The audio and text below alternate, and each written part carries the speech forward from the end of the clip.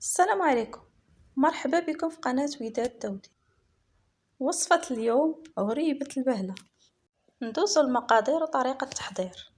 نحتاج في المقادير 125 غرام زبدة، يعني نص ديال الزبدة،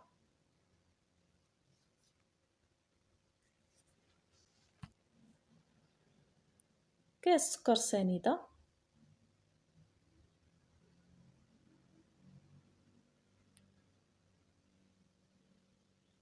شوية الملح. كنبدا نمزج السكر الزبدة بهذا الشكل.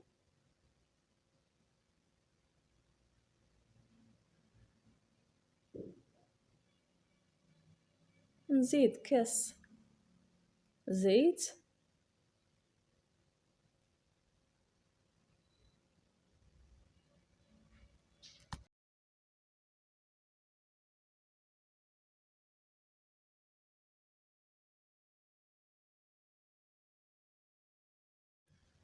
وكنبقى نخلط في الزبدة والزيت والسنيدة تتولي بحال الكريمه.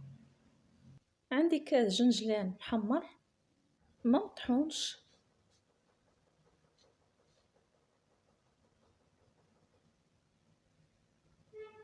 من بعد ما خلطت كنبدا نزيد الدقيق. هاد الغريبه كتهز ليا 600 غرام ديال الدقيق على حسب النوعيه. انا درت نوعيه جيده، كنحيد منه واحد الكاس كنحمرو باش يجي لون موحد.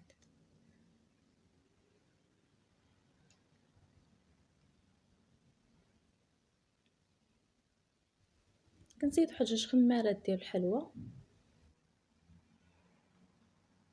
وكنبقى نجمع العجينه بهذا الشكل.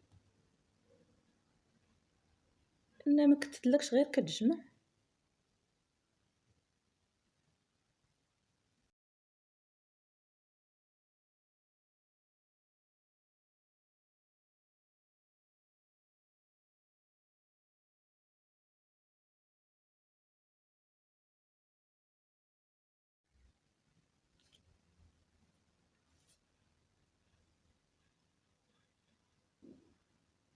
واخا تبان لكم على هذا الشكل،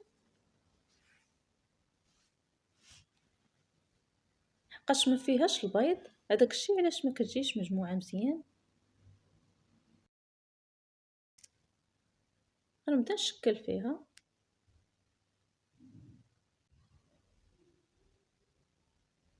انا درت هذا الحجم كل واحد قداش كيبغي يديرها. كاين اللي كيبغيها كبيره، كاين اللي بغيها متوسطه. والغريبه ملي كنبغيو نطيبوها كنديروها في الفران لتحت تتشقق عاد باش كنطلعوها الفوق، وتكون العافيه مهيله.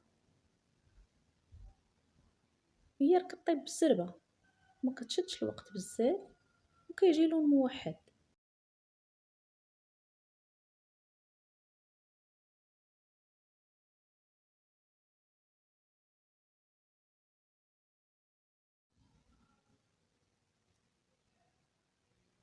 هنا من بعد ما كملت غندخلها للفرن. من بعد ما خرجتها من الفرن، هذا هو الشكل النهائي ديالها. كتجي كلها مشقه وكيجي اللون موحد.